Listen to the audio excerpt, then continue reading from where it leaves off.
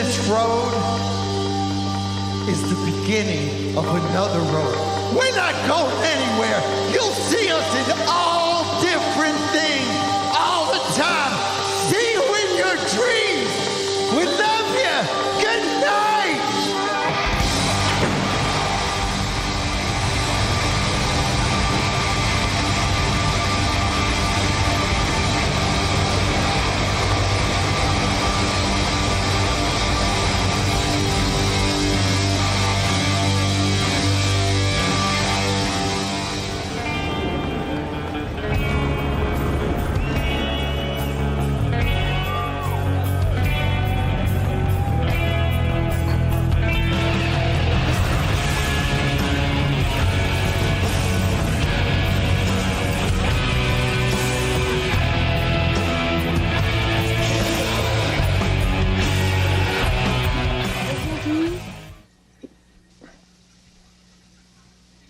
A crummy commercial? Son of a bitch. All right, welcome to the KissFAQ podcast. I'm your host, Julian Gill. Today we've got Andy's got some technical issues right now, but he'll be back in a minute. Spinning. Yeah, he'll be back. You probably didn't know we were live because I didn't tell anyone I was going to be putting up that video for the intro. Mark sliding in right past the clock. Andy's coming back in. Andy, welcome. We can see you. I'm just doing the intro right now, so hold on a second. And Lonnie. So, yeah.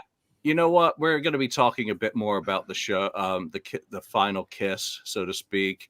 I want to call out Three Sides of the Coin. Fantastic fucking episode this week that is really recommended that you check out. A little bit of insider info there, but also some very good evaluations of feelings of emotions, because there's a lot to process, that can't all be done in one episode. So I do want to point them out. Don't forget to go to the Kiss Room tomorrow, Friday, for their episode. Matt Porter was in the pit.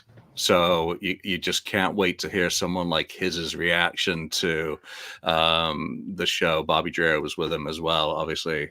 So there's so much to go through with these episodes. I want to thank everyone who joined us, and you guys as well, for being there midnight and later, whatever time it was, wherever you were, to talk about the show immediately afterwards. So now here we are, 5 days later. I'm back home. Had a week from hell at work so far. That keeps on giving. And there's been a little bit of time to process. And you know what? Someone posted that Christmas story clip, and I was like, yes, that's exactly what it felt like. A super long setup for a commercial. A lot of other people have come up with some great things as well. The fog. I was just talking with Ken before we went on the air. That fog coming up is very creatures-like and awesome, and almost like they're disappearing into the fog.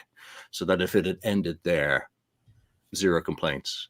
No complaints are about no special guests. Everyone knew none of that was going to happen. Andy, I'll be going to you last because I'm going to be letting you talk about your walking tours. I want to give everyone else a chance to, just get in with where, kind of they're at. And I want to thank everyone for joining us live as well, live today with comments. We'll get to some of these up as we go along, and I may show that video again. But Lonnie, a few days in now, tell me that we'll be like CNN or Fox. What are you feeling? Well, after a few days, I said on the show Saturday night that, I guess I check out the avatars depending on how it's marketed and how it's presented. And I think I still feel that way. Maybe, it's kind of, it was kind of a shock to us all that night when we were recording on Saturday night. It's kind of like, I thought we were going to get on here and just be like the triumphant end, even though we kind of knew what the show, we kind of all, except for Mark, of course, kind of just knew that, hey, it's just going to be it's going to be just like any other show.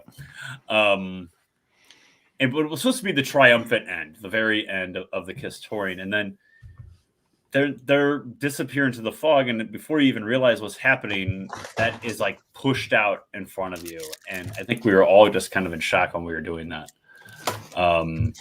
I like it less than I did though on Saturday night. The more I think about it, actually, can't the legacy just stand on its own? And I get it. Kiss is going to be Kiss. Kiss is like the Beatles, and Kiss is like Elvis. They're going to be in comics and this and that, and they're going to be pushed down your throat. But the fact that even today, like on Spotify, the image of Kiss is the avatars just kind of makes you want to throw up in your mouth a little bit. Thank you.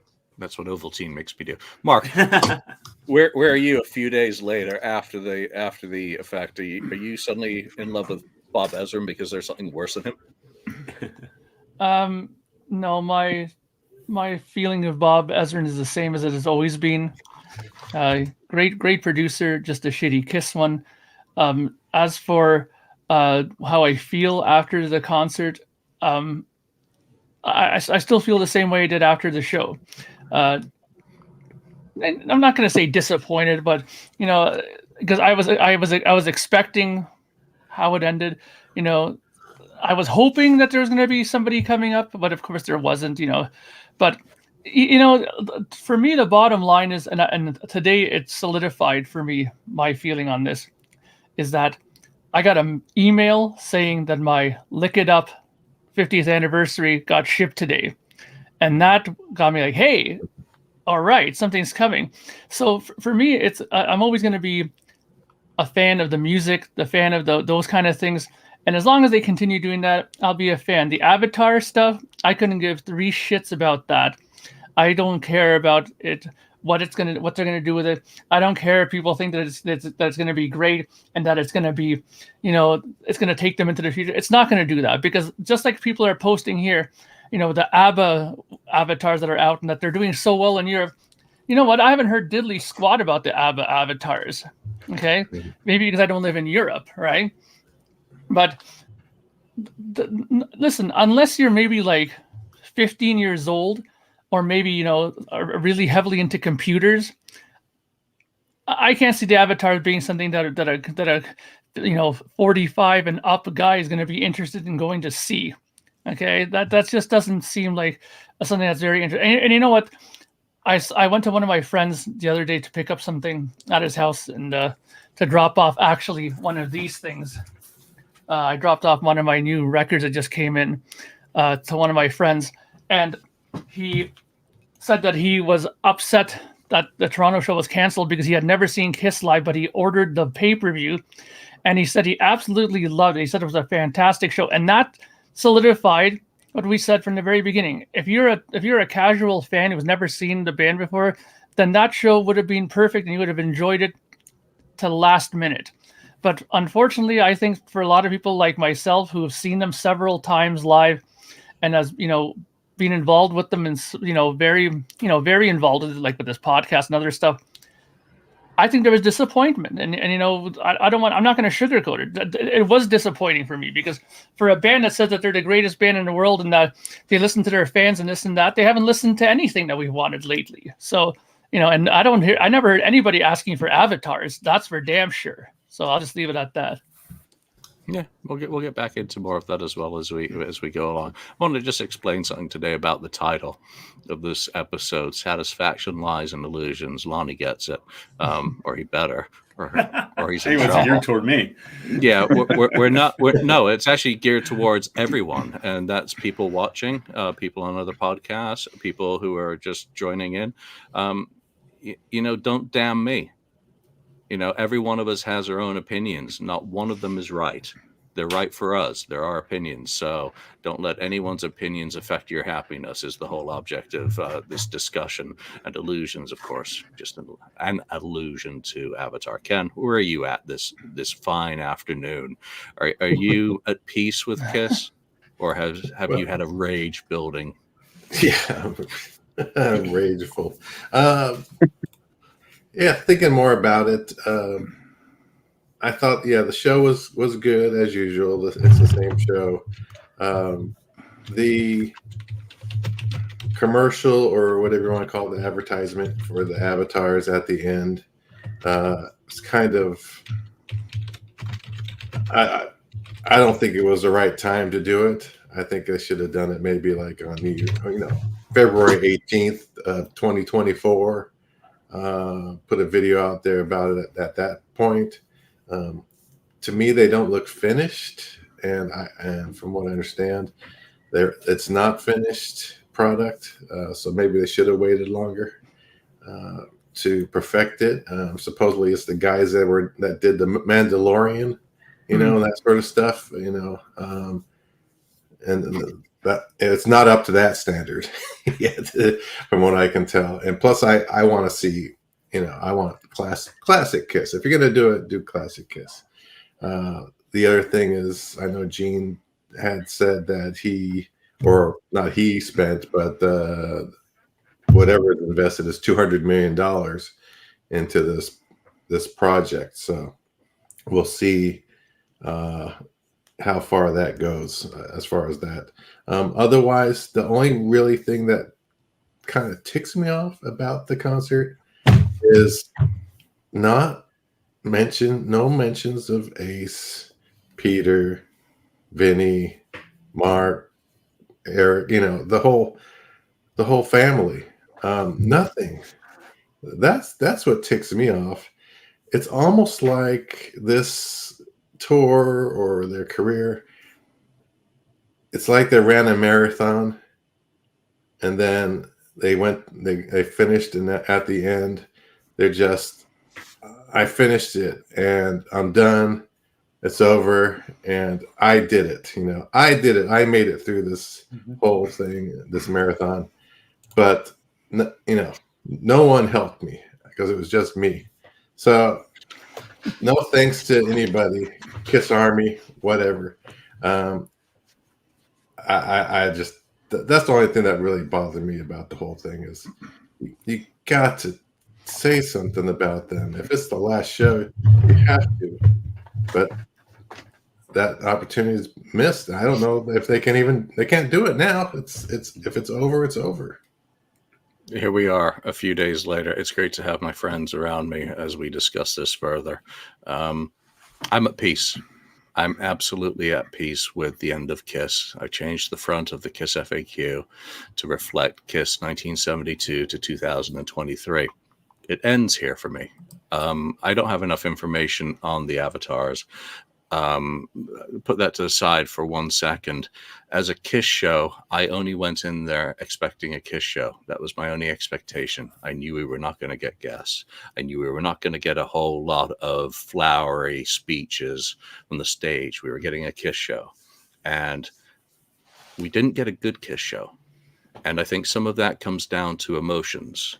Gene absolutely fluffed Deuce, the one song that is my got to have. And what was it like for him up there singing it in makeup to a New York crowd for the very last time? It probably, apart from the kidney stone on the end of his cock. Thank you so much for that visual, Gene. It must have been uncomfortable on many levels, not only whatever was going on with his schmeckle. Yes. But really, what's behind the codpiece should stay behind the codpiece, Mr. 74-year-old demon. But, there are other parts where you can hear Paul's voice, and it's not cracking in the usual way. It's cracking from emotion. So I've listened back to the show, the audio, 3 or 4 times this week. I've watched the pay-per-view because I wanted that vantage point, because, again, I was on the floor, and my viewpoint was I was on Gene's side, very limited from that perspective. So I counterbalance. We got a Kiss show, but we got a mighty Kiss show because there were elements in it. I think I probably mentioned it on our live episode after the show, that the kind of the new expanded God of Thunder part, which goes absolutely flashing crazy at the end of the blood spitting part, was so impressive. I loved that, how powerful and dynamic it was. But everything up to the fog was good. If it had just ended at that fog, I wouldn't have a single complaint, even with flub stuff, because again, I understand that there were emotions going through all of those guys, including, maybe you noticed the bum notes more on the mix of the pay-per-view. But I was at the fucking Madison Square Garden for the third time, seeing Kiss, the band that's been a part of my life and a central part of it for so long. Andy, you were up. You had a great view from, I presume, from your seats of the whole floor and everything going on. A few days later, how are you feeling about that as the end of Kiss? Wow, I am.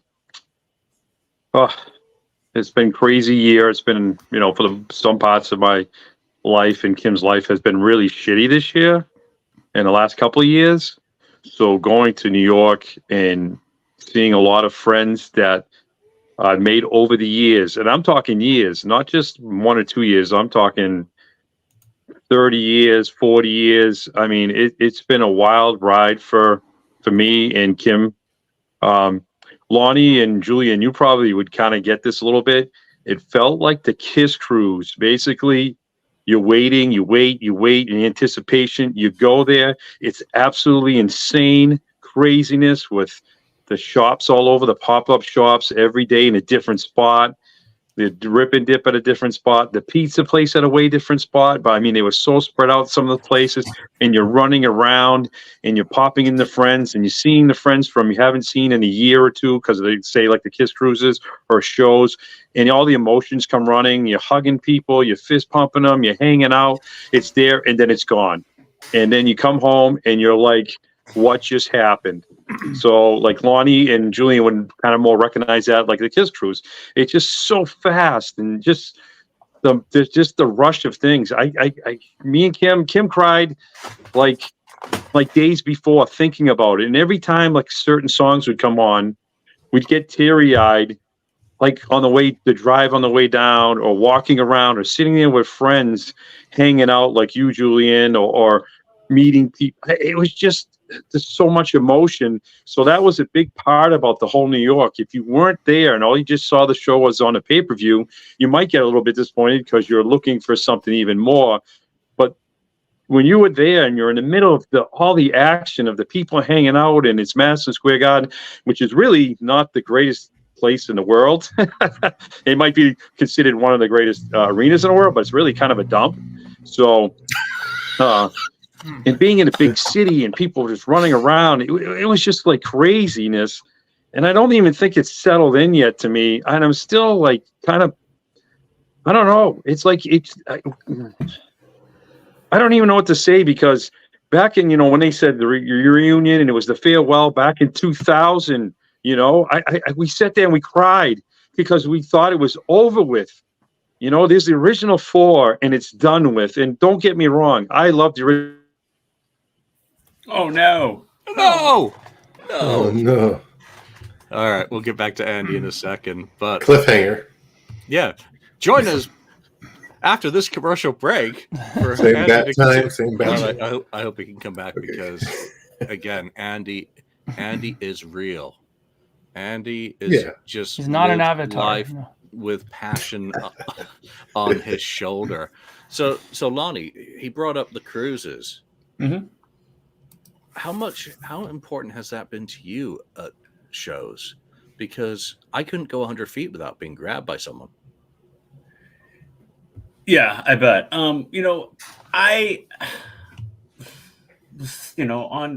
social media, I guess Wednesday, Thursday, Friday, leading up to the shows, and it felt like all my friends or not all my friends, but like all these Kiss friends of mine were in New York, and it felt like the Kiss cruises that, it felt like all my friends, like it used to feel when everybody was on a Kiss cruise. And I feel like, man, I wish I was there. I text my wife sitting at my desk on Friday, and I go, I know I said I made peace with it, that I saw him with my brother for the last time, but I'm looking and I see Julian, and I see Andy, and I see Andrew, and I see Rich, and I see all these, and Joe, and all these Uber Kiss friends that I know are there. And I just like, damn it, I wish we would have went. And I was. I felt like I had made my peace, but like on Thursday and Friday, I text her. I'm like, we should have done it. I feel bad that we didn't. I feel like I should be there. But it felt like the cruise, like Andy was mentioning. Andy, you got cut off, so let's get back to you. Yeah, it's maybe the emotions started coming up more. Like, I really haven't come to peace with it because I don't think it's over. But I understand when we saw the show, everybody wanted something super, super special. You know,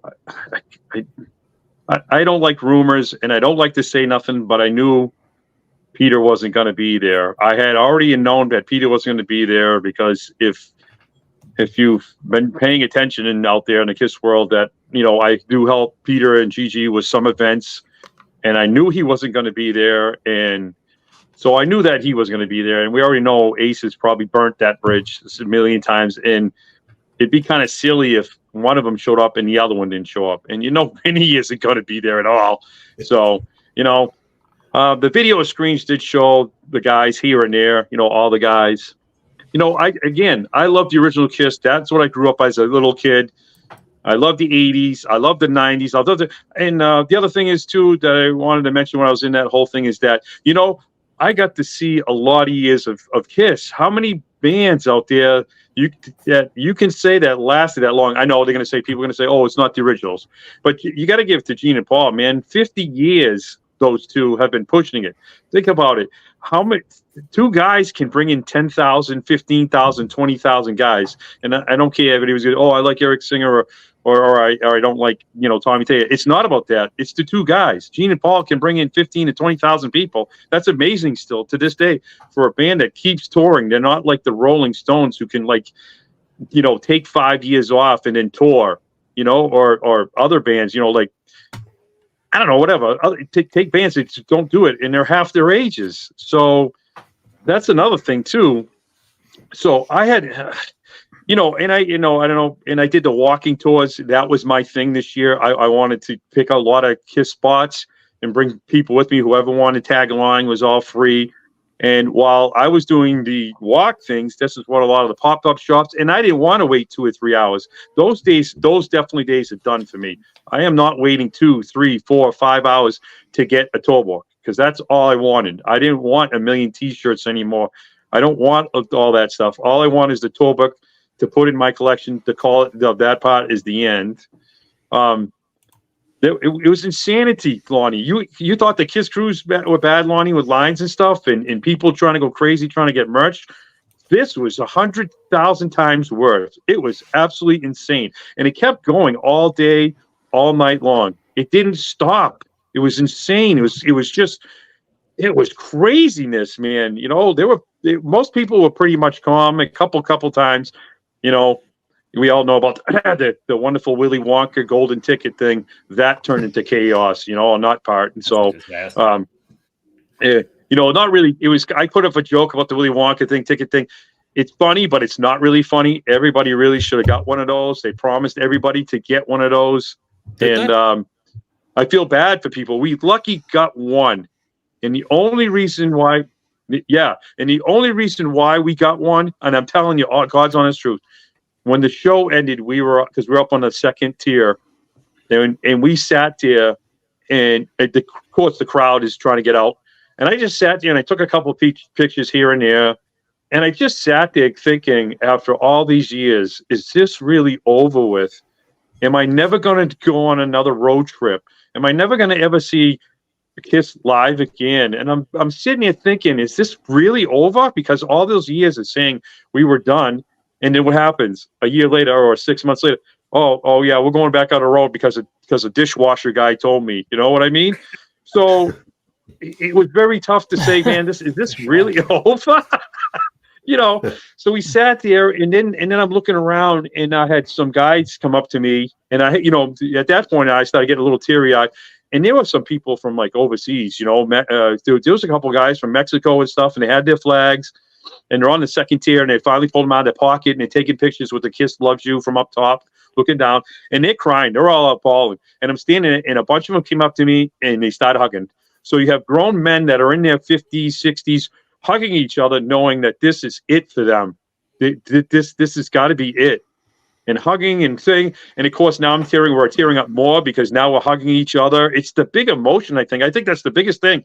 If I saw like Lonnie and Julian at the end, way at the end, really close friends that I was with, if they were sitting around me, I think the fire, it just would have been way worse for me. I had a lot of people around me that I didn't really know personally. If I knew there was a lot of people around me, and besides Kim and I think we would have lost it a lot more. It's more difficult when you're closer friends or people you've known for years around you, and it's over with, and you might not see these people ever again. That's what's the saddest part. That's another big thing about it, that you get to see people from all over the world and you meet in one place. It's like a vacation, so you don't have to travel all over the world. You all kind of meet up in one spot, like the Kiss Cruise. It keeps on, or a Kiss Expo, but this is a lot bigger. So as for the show, we kind of went into it as if it's going to be just the regular. The end for us was a little odd. It was like this, all that smoke, and we're like, okay, cool. And then they just disappear. And then I think it took, 15, 20 seconds or something before the God gave rock and roll. And then all of a sudden, the Avatar stuff. Now, it wasn't just one screen. They had I don't know, it's weird. They had the screens on the side. These screen things fell, and we're like, what's going on now? Everybody around us was saying, what is going on now? We're waiting for something, huge to happen. Again, we knew Peter and Ace weren't going to be here, but everybody's looking like something's going to happen. Something's going to happen. And then the Avatar stuff started. Now, I understand why they did it. I know it might not have been for us, right? For us, this group here, or more diehards, it might not be the greatest time for it to start. But I understand why they did it, because you have not only the group they're watching, but you have people from all over the world watching the pay-per-view, and it might be their first time watching Kiss or a casual fan, and now they got them because now they're watching. You know what I mean? So now they got the 100 and I don't know, what is it? It was 132, 140 countries watching around the world. I don't know what the numbers were, but if it was even close to 1 million people or whatever it was, they got them, because now you're focused on it. You're watching it, what's going to happen. So am I going to like it in the long run? It might not be my thing, but I always thought that I would imagine you guys and people who are watching this, you guys watch Scooby-Doo and Kiss? Meet Scooby-Doo? Did you guys watch it? Once. Sure, once. Yeah. Did you watch it or buy it? Of course we did. Yeah. So once you're going to be curious, even though you say, "Oh, that sucks," and this sucks, but I guarantee you, when it comes out, whatever it is, whatever they're going to talk about, at some point, you're at least going to be interested to watch it. Doesn't mean you got to buy the $1 million ticket. And that's the other thing. Is it going to be like a $10 ticket, and they're going to do all the fireworks like they do on a regular show? It'll still be kind of interesting. If it's not $1 million or a fortune, of course I'll go check it out, because guess what? It's the same thing. I'm going to go meet people. And if they do it one place, say they pick that Sphere place in Vegas and they do it there, and they do it for a long weekend, guess what? I might go, because now I'm going to see mini golf, and I'm going to go see friends from all over the world. We'll catch up in a couple of years. Maybe it's going to take a couple of years, that kind of thing. So, maybe we'll go check it out. If it stinks, if it doesn't do well, you just move on. But then I understand that people saying about, they want to play live music, not CGI. I get that too. People are still going to want to hear live music and real music, but I think it's just the interesting thing of Kiss, of keeping the Kiss. I wouldn't even see keeping Kiss alive. I think that was bad too. It's never going to go away. Kiss is never go away. Everybody's going to say the original 4 guys, that's Kiss, and that's it. I don't care what they say about, this or that. And then I saw that thing on the CGI where they said the guys went back and they looked at old footage. How much of they considered old footage, right? Because you have it looks like they looked at Kiss Immortals 4K. 10 years ago. Yeah, and Dark Horse. Mark, I want to go to you before, but I got to get to Mark because he was nodding off there for a minute. Mark, you're the one who's you've taken some heat on the comments about your views about the avatars. Is there anything we've only seen, again, we admit we have no idea how this is going to develop. Neither did they, apparently, at this point. I mean, Gene has says there's room for improvement. It's going to get better.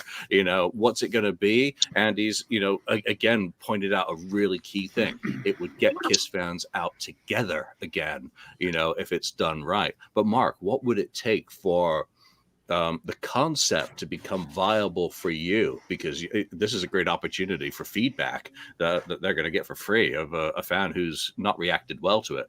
Well, there's one thing that would maybe interest me in doing it, because I'm guessing that this whole idea of the avatars are that, they're going to recreate some live situations, that the avatars will play out, right? Now, and I heard this somewhere. Now, I don't know if I heard it on another podcast or if I read it somewhere, but somebody said something about the fact that there might be new music done as well. Now, if there is some music done that accompanies this avatar thing, that would get me more interested in it, because if they do some recreation of let's say I don't know, they recreate some kind of a stage set with these avatars and they play a bunch of songs, but they include a new song or two that they did behind the scenes, because now with like I said before 100 times, with Pro Tools and everything and stuff like that, they have no reason not to make a record. They can correct Paul's voice perfectly on there, any kind of little things that they can't do now because of maybe age or because of whatever, everything can be fixed up through computer. And if they're going to be going through computer anyways, and they're going to be recreated like as an avatar, then why not try to add some new soundtrack to this? I mean, if it's just going to be avatars doing the same music that I've already heard, I mean that's what's going to make me more interested, is if there's something new musically with it. Red Wall. I'd actually be mad. Okay. I'd actually be mad if they did new music and put it on computer. I'm surprised, Mark, at you about that. I'd be pissed, actually. Well, no, because the thing is, there's no pressure for them to have to do it live in reality. You know what I mean? It's just they can just do it until it sounds perfect, and the avatars are just going to perform it. Paul doesn't have to worry about going out there and trying to recreate this stuff live on stage anymore. Yeah, I recommend if you're online and you're not following KISS's Instagram account, they're putting up a lot of multimedia on there. I just checked in on there because I flashed the golden ticket just to show people what it looks like, because obviously I did get one at the airport. I've told the story elsewhere. Yeah, but I figured you as a musician wouldn't like it that much. Are you okay with that, Mark? As a musician, to fix things up. I mean, the technology has come a long way. Even a schmuck like me can separate a vocal now from a crappy demo and mix it back in clean. Well, no, I mean, obviously, I don't like the idea of AI, becoming the next wave of doing music, because then any Joe Blow can do stuff. But listen, I mean, we've been wanting KISS to do music for so long. I mean, I know poor Ken has been dreaming about a KISS record for the last 5 years. We've been doing the podcast that they're hoping that there's going to be a new KISS record. Well, if this is what it takes for them to maybe make some new music, then I'll be okay with that, because I mean, I know at least that KISS are capable of making music. What I'm worried about is all these schmoes that are in their basement who have no musical talent whatsoever that are using AI to make music. That's the thing that I don't like. Nothing wrong with having no music. Yeah. I was just thinking, how if they did they made a special thing like the Elder? They actually went through the whole Elder thing. Oh yeah, I'm might be that. If they did an Elder movie story kind of thing with the music and maybe additional music, I think that would be awesome. If they actually brought the Elder to life for once and for all. Yeah, that might be something interesting. like that would be cool. Something like that would be different. But again, I don't know if what they're doing this for are for KISS fans like us or the people watching the show. I think they're doing it for a younger generation. And I think they're smart enough that they're aware that they're gonna have the KISS fans like us that we're more interested in more deluxe box sets, more off the soundboards, more things from the actual band, and there's going to be this fragment of the audience that's new and and younger and more into technology type crap, and it's going to appeal, and things like that might appeal to them. I like the idea of, if there's future indie expos and things like that, you could roll it out for something like that. And again, to Andy's point, an indie expo in a maybe not 2-3 months from now, but an indie expo, sometime in 2025 or something like that, and an excuse to go and see fellow Uber type KISS fans after maybe a year or so off. I think a lot of people would really go to something like that as an excuse to get together and see one another. Ken, And you could roll out the avatars or something like that. And that's what we need to do. We, as, I don't want to say older generation or any generation, we need to keep the torch going, as if we want to be hanging out together. I don't want to be, I love doing these podcasts. I love doing this stuff with you guys and everything else, like seeing each other like this. But you know what? I want to see you guys. I want to see people face to face and hang out for a weekend, do lunch, sit there and talk about everything else. And not that we just don't talk about KISS, we talk about our personal lives. That's how close some of us through the years and stuff have sat down and said, how is your personal life doing? How are you doing as a person? Besides just KISS stuff, everything in your personal life sometimes comes out in these things when we go to these expos or shows and stuff too. That's another huge part for me now, is doing these little things. That's the big part for me now. I love that stuff, and I just want to keep that going as long as I live. I'm going to be that old man, like I had posted. Nobody ever can take away how much fun Kisses gave me over the 50 years. I might have not loved every single thing they've done, but I'll tell you, they've kept most of it's been awesome. It's kept me happy. What bands kind of can do that for you for 50 years? It's not many. And nobody can take that away from me. The music always is going to come first. All the merchandise and everything else is just the icing on the cake. And I'm going to wear my KISS shirts with pride. I don't care what anybody says until I'm an old man and I die. And then when I die, they're going to put me somewhere in my KISS casket. I don't care where. And I'm going to have my KISS stuff on then. And I don't care, because it made me happy. That's just the thing. It made me happy. And I spent my money where I wanted to. I don't care what anybody says. Well, that's stupid. You bought a toy. I don't care. If I wanted to buy the KISS toy, I'm going to buy the KISS toy. That's the way it is. It's my money. It makes me happy. I'm not out doing stupid crap to people. You know what I mean? And that's what it is. Yeah, we're unfiltered here. Ken, what would it take for you? You're old school. You're on board in 77. We're throwing this newfangled technology at you. What would get you interested, in the avatar concept, or as Andy has pointed out, as somewhere to go and consume it in person or whatever? Yeah. First of all, it's going to have to be good and believable in whatever they're doing. As far as the CGI and all that stuff, it's gotta be high quality stuff. It can't be this little, like we talked, the Immortals and all that stuff, But I'll give it a chance, and like Andy said, if it's good, maybe see it again. If it's not, then we'll pass that by. The other thing is about being old. Or older fan. The older fan. I'm not that old, but older fans. I don't know what percentage of fans are.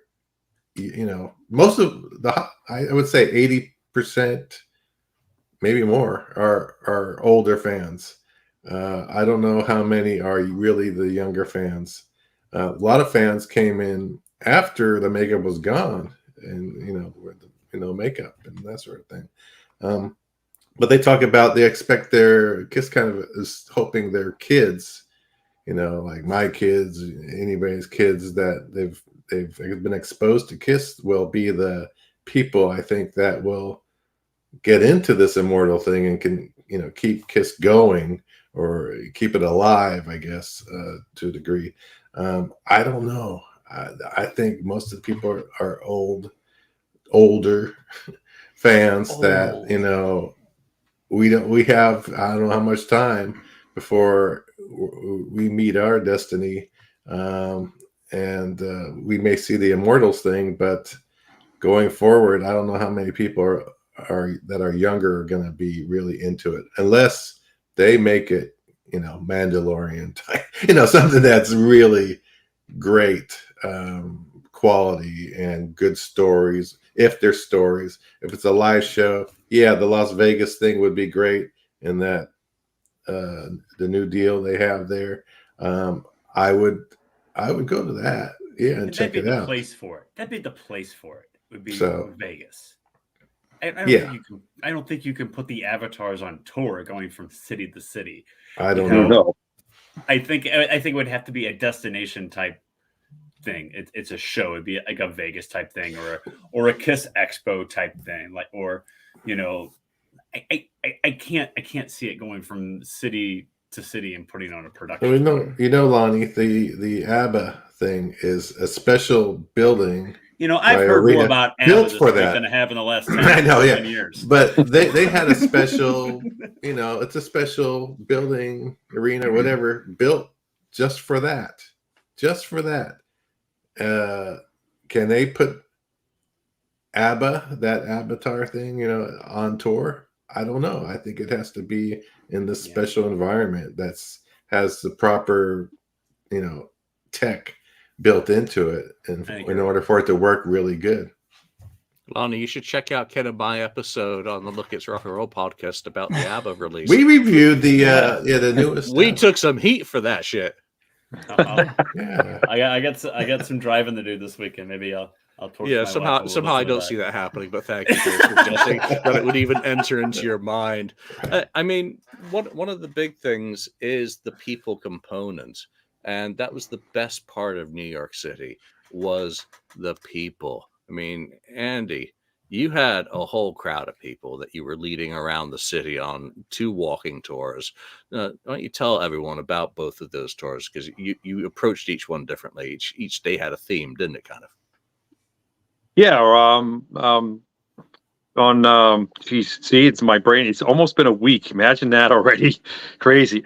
Kim actually was talking about that. We were in a car last week driving to New Jersey. As wonderful New York can be sometimes, they canceled our hotel like a month before all this went down. Imagine that. We were one of the unfortunate people who our hotel was canceled. So we were kind of in a pickle. So we weren't actually going to go until Friday night. But then I said, you know what, man, it's like Lonnie says, oh man, I should have went. And I texted Kim from work and I said, guess what? I'm taking a vacation day. And not that I need to tell everybody in the world, but my job after 25 years, the company is closing. And I'm like, you know what? The company's closing.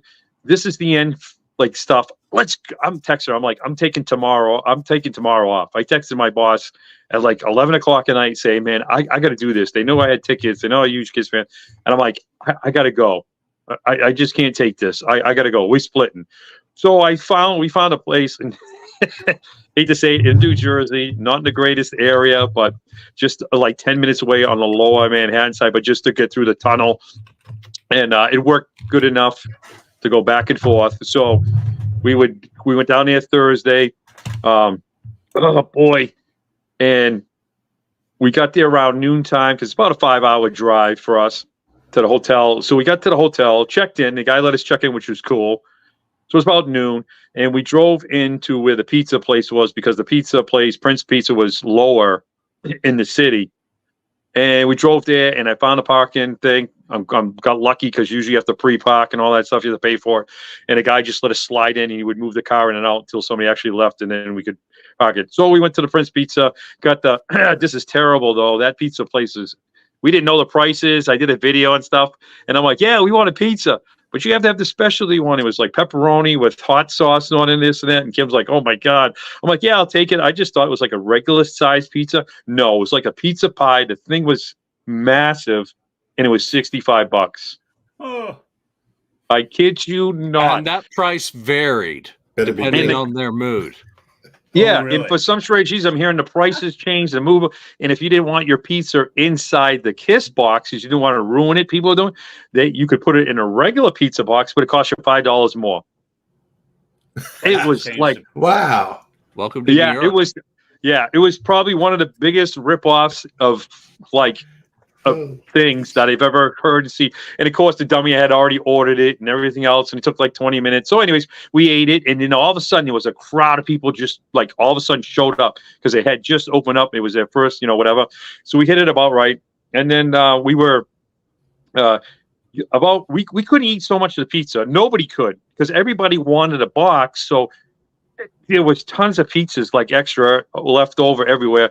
So we were good enough. So people went around the park, and some people, the Kiss fans, man, are gracious, not even towards each other. We were giving it to the homeless people, man. They were like around, and they were so thankful. It was pretty cool, So a lot of people did that, and then we got up and we're like ready to leave, and I look up.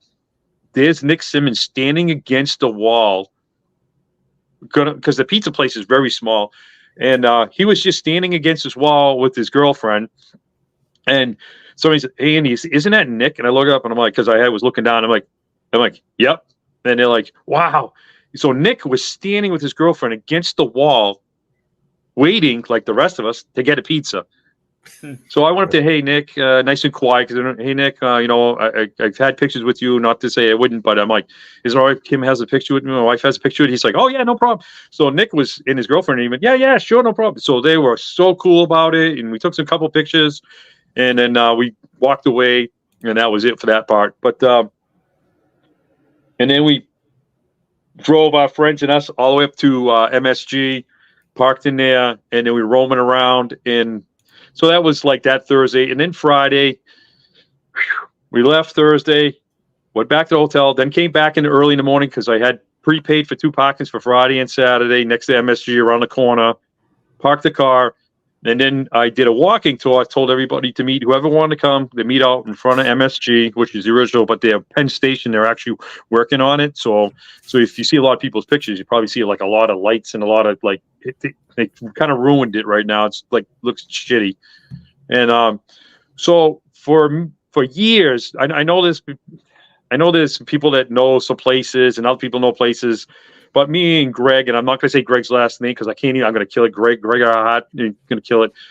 For the last, I think, 4 or 5 years, we've been working on maps, not just New York, California, wherever Kiss has done something major, photo shoots and all this, and we've been putting maps. Now, he's been doing addresses, and I've been actually mapping them out.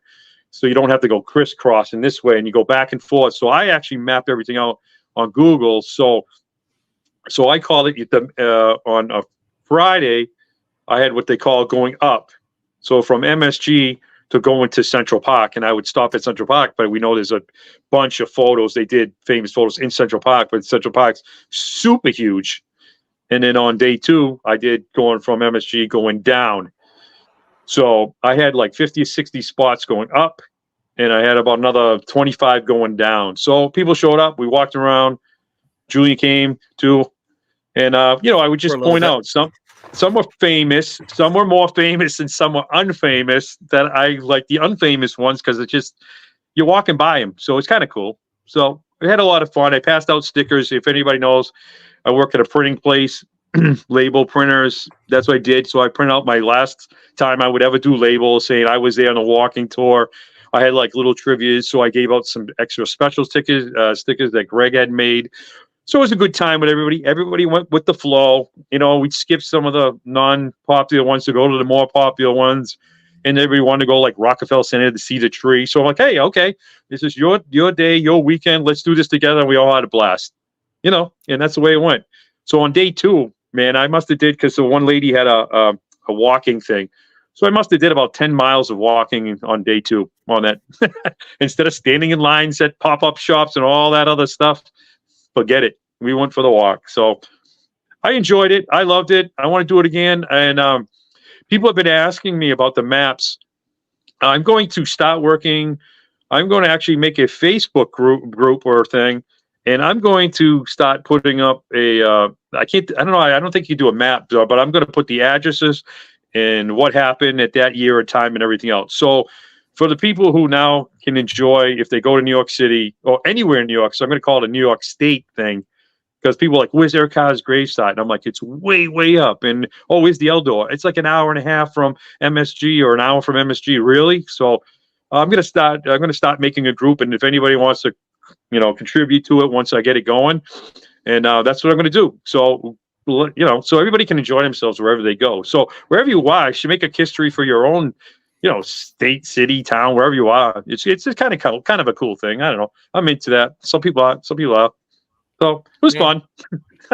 Yeah, I mean, one of the places I went on Sunday for dinner with friends was Puglia's in Little Italy, which was where Bill used to take the boys when they were hungry for cheap Italian food back in the club days. So I didn't know that. I got to meet Nico for the first time properly.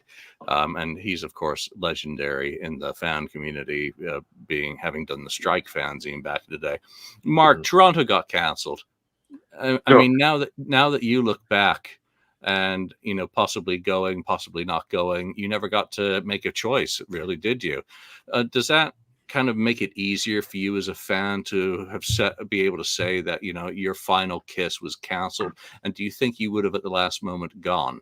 Or were you, completely happy just to let your personal history rest on its laurels? Pardon me. You're muted. You're muted. You're muted. He's pulling a Ken. Turn his mic off. Turn his mic off. It wasn't me wouldn't hear him this time. snoring. No, I wouldn't hear the dog snoring there. I turned. Well, I was going to go because my friend ended up contacting me and said, if we wanted to go, we can go. But the thing was, obviously, it got canceled. Now, the thing is, I mainly was upset about the fact that I didn't get to see Crown Lands because they were opening, right?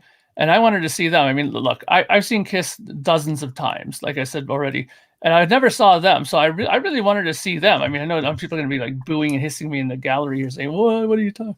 But I mean, Crown Lands is, a new band and that I really like, and they're the kind of music that I really dig.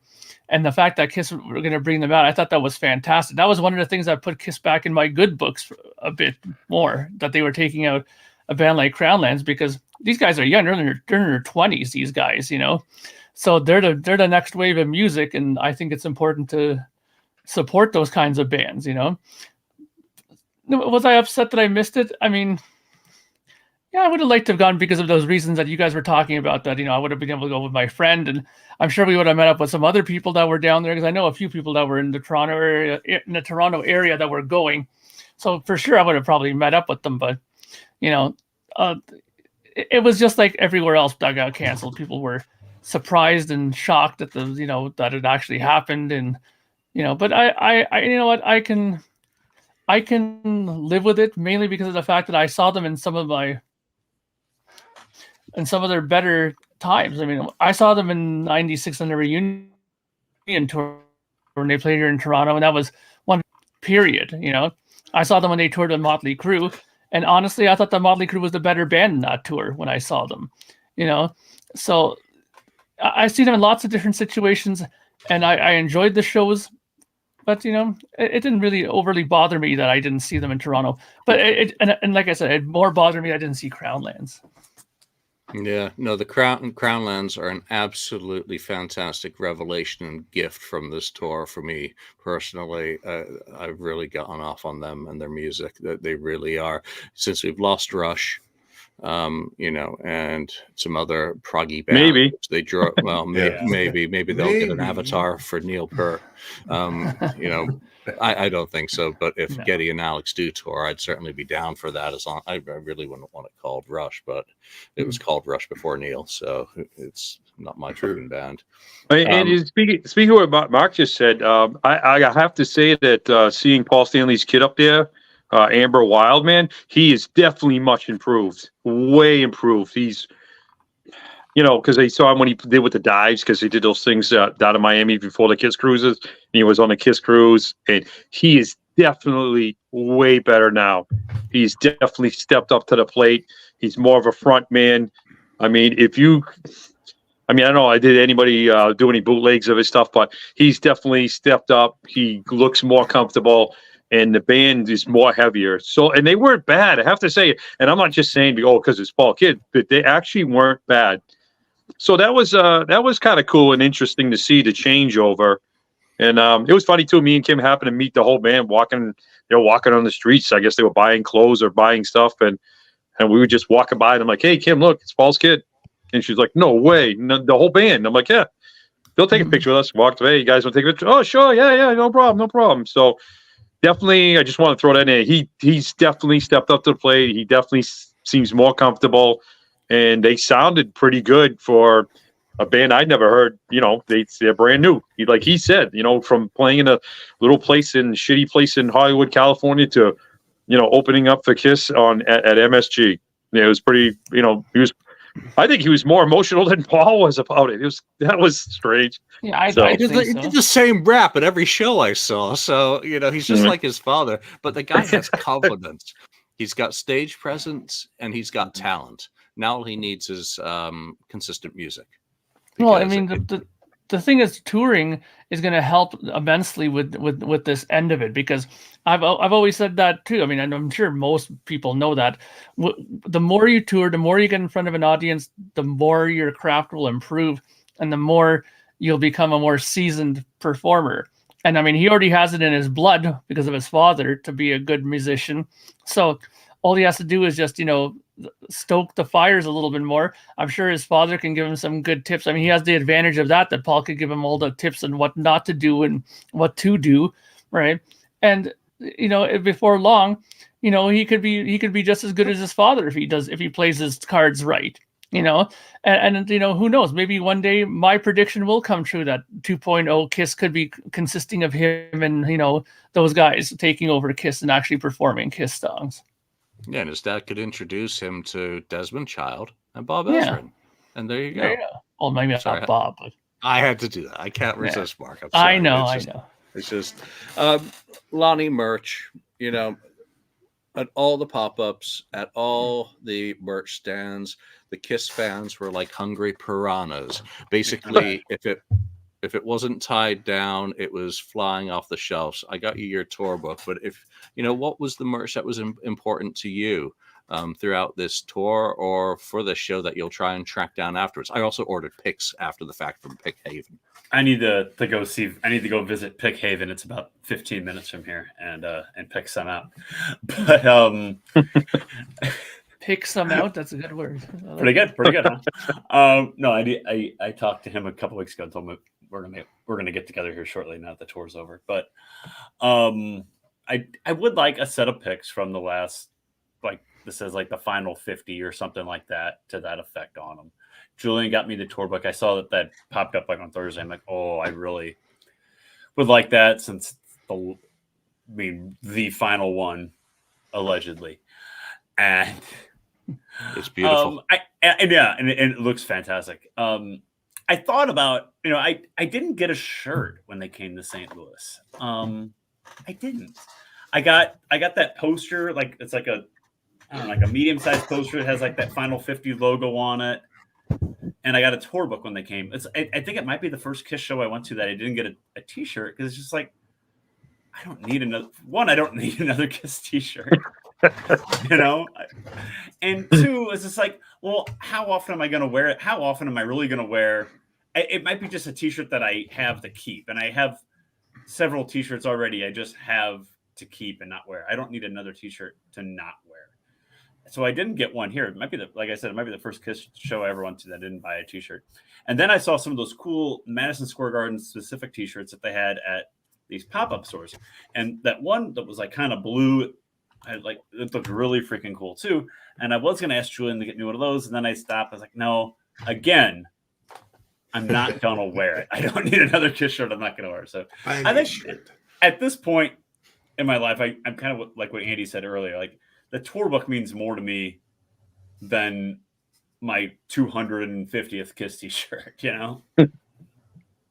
I threw a T-shirt out to get that one, and that was the only T-shirt I bought because I just couldn't be arsed to go through the lines. I looked at the gold drumsticks, but they weren't facing the right way around, so I didn't see that they had the beautiful round Kiss 50 logo on them because I would have bought those. That would have been the only other piece of merch, probably. I got that poster. I think did I give that to you, Andy, after the show? I got rid of one. Yeah, post. you're like, I don't want this here.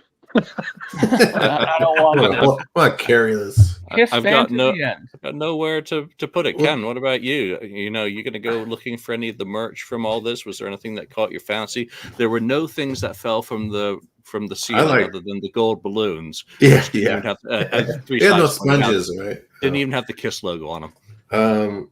Yeah, a lot of the merch looks pretty cool.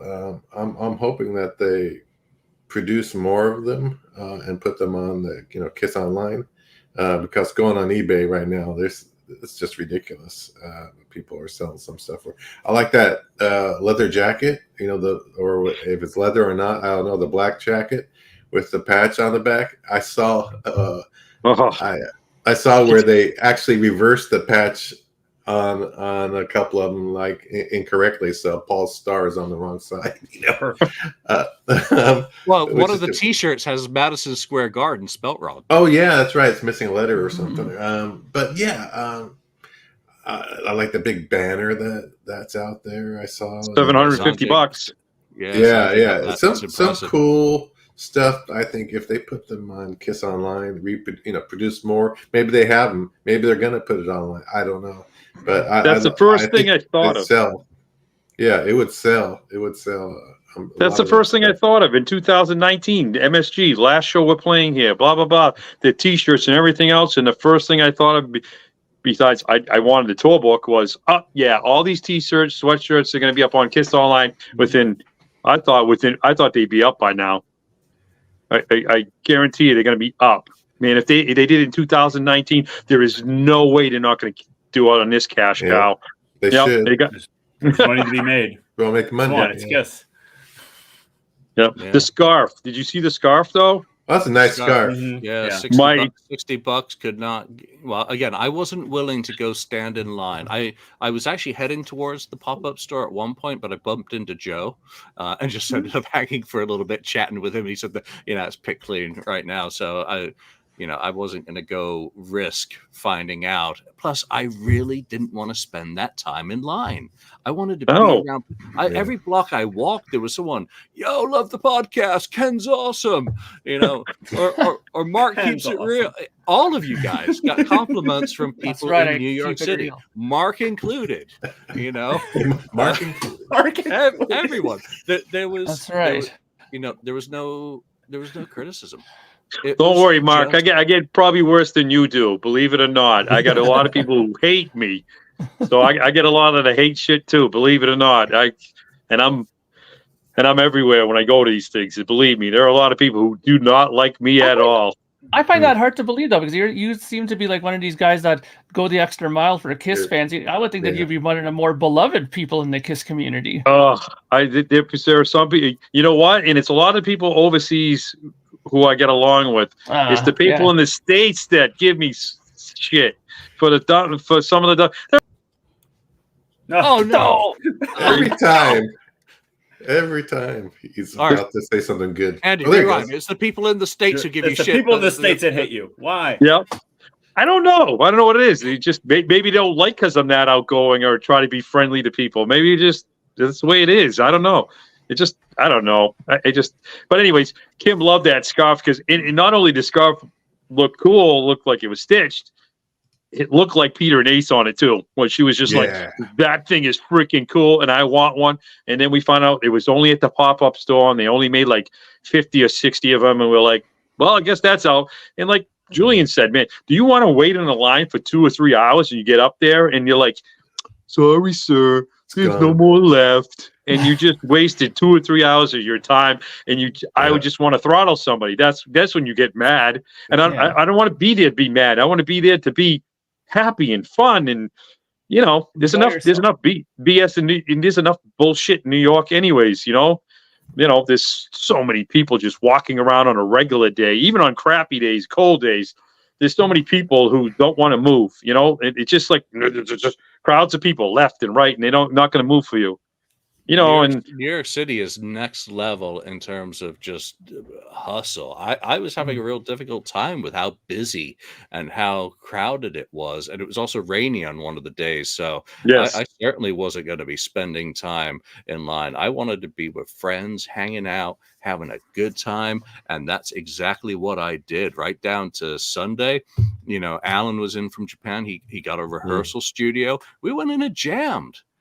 You know, him on drums, Jonathan and me on guitar, another guy doing vocals. We were thrashing through. Well, Jonathan was doing all sorts of stuff: Metallica, Kiss, Judas Priest, Def Leppard. Also, I mean, that is fun. That is getting together with friends and taking advantage of the situation.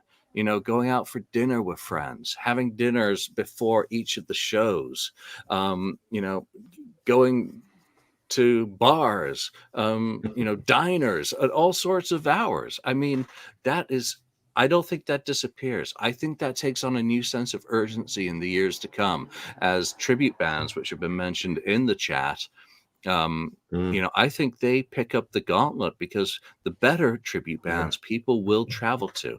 You see, you know, some of them are coming up with really high quality stage shows. Now they just got to get the performances dialed in to really be worth the money, because some of the ticket prices, you know, have to be worth going and traveling. And if they're done in Vegas, then you got a weekend if you're into the one-armed bandits and all that crap to go to. The Expos, they kind of dropped off, other than just pure signing type things. I think Expos are going to come back because I think Kiss fans really want to get together with each other, really want an excuse to travel to somewhere. And if the promoter is able to put one together and deliver on those promises, not just spending, you know, the last Indie Expo was just lines for signings. You know, and Spencer's crap for the dealers.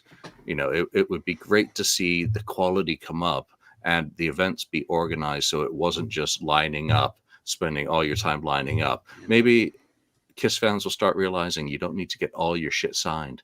Maybe you just get that one special item signed, and then go 300 things signed for frickin' put them on. I don't give a. I'm trying to be nice, but there are places on. There's no right and no wrong, you know. We know there's a place on Facebook that's absolutely atrocious that are ripping people off left and right. You people got to stop buying this stuff. That's the problem. You can sell anything you want for how much money you want just because you put it up on somewhere for, oh yeah, buy this for $100 or $300 doesn't mean you have to buy it. You know, these people are complaining. Oh man, this guy put this up for $500. Don't buy it. Don't buy this stuff. That's the problem. You don't have. No one has to buy it. It's on the people who do buy it. There's no point bitching about it because they're only catering to a market that exists, and that is the American way. That is what happens in this economy. If people don't buy, they don't exist. USA. It's the same in Canada, Mark. People work for profit there too, buddy. You know. All right. And I loved it too, man. I got to thank everybody who just showed up, man. I just put the word out there, the Stout, you know, the Stout in New York City. You know, come on, people, just come and hang out when you got the time before the show and after the shows too. And both days and nights were packed, you know, and it was just awesome for that point too, you know. I'm serious. This is what's going to be tough. You know, I think the other thing too, my last thing on this is that the original, I know it's never going to happen, man. I should never say never because we always say never, never, never. But the original four are still alive. You know, they're one of the very few people that have the four guys still alive. And right. as much as I know it's not going to happen and they might not get along and this and stuff, there's always going to be us, you know, in the back of my mind going, please, one day, please, just get together and just do something, one thing, one last kaboom, just say thank you again. But we know it's not going to happen, but we want it to happen. It's always going to be in the back of the mind until one of those four pass away. or I pass away. You know what I mean? Either whatever comes first. And like Ken said too, man, do the stuff while you can. You know, if you want to go see something, do it. It doesn't even have to be Kiss. You know what I mean? Anything. I've seen friends who've passed away in the last couple of years that were younger than me or my age that would have flipped their wit if they were still alive, and they would have went and they would have had a blast. And then I see a bunch of people complaining about like little things. They didn't get the newspaper or the cookie. And I'm going, oh my God, you know, it just drives me crazy now. You know, that's the other thing I think I've done too, is turn the page of a different level. You know, between Kim getting sick a couple of years ago, really sick, and I had some health issues a couple of years ago, and I flipped the switch going, oh my God, if we want to do something, we're going to do it, because someday we're not going to be able to do it, and I'd rather do it while we can. So that's the thing too. So I don't know. It just baffles me. I don't think it's still really going to hit. It's not going to hit me. I think it will hit me in maybe a couple of years from now when they're not touring at all. That'll be the thing. How long has Gene and Paul not gone out and tour? 2 or 3 years, right? In the last like decade or more. It's only been 2 or 3 years. How many bands do that? They don't do that. They just kept rolling the ball, roll, keep going, tour. In the last 50 years or more, they've only taken maybe a 2 or 3 year break at a time. Isn't that crazy? Isn't that crazy when you think about it? Worked their asses off, and they have earned a rest. You know, they ended it the way they wanted to end it. None of the peanut gallery really matters, because I have far too many good Kiss memories. And I'm going to end on Andy's note, because, okay, come back, Andy. Come back. There he is. There he is. There is always hopes for one last kaboom. That is my mantra coming out of this. So maybe so you mean maybe? It's maybe possible. Anything's possible in this life, in this world. And Andy has said so it is truth, because he don't lie to you people. All right, that's it for this episode. I want to thank everyone who 100 or more people joined us live today throughout the show. I want to thank everyone for the comments. You guys really help make the conversation. Andy, thanks for hopping on. Mark, thanks for staying awake. I know it's difficult. Lottie and Ken, of course, but to everyone out there, make the most of what time you've got, because no one knows how long that time is. So from us here at the KissFAQ podcast, we'll see you next time. Merry Christmas! Thank you for spending time listening to the KissFAQ podcast today. All sales are final. There are no refunds. If you'd like, look us up on Facebook or come over to the KissFAQ message board and discuss the topic we've broadcast today. Don't forget to rate us on iTunes, Spreaker, or wherever you've listened to the show. We hope you'll join us again.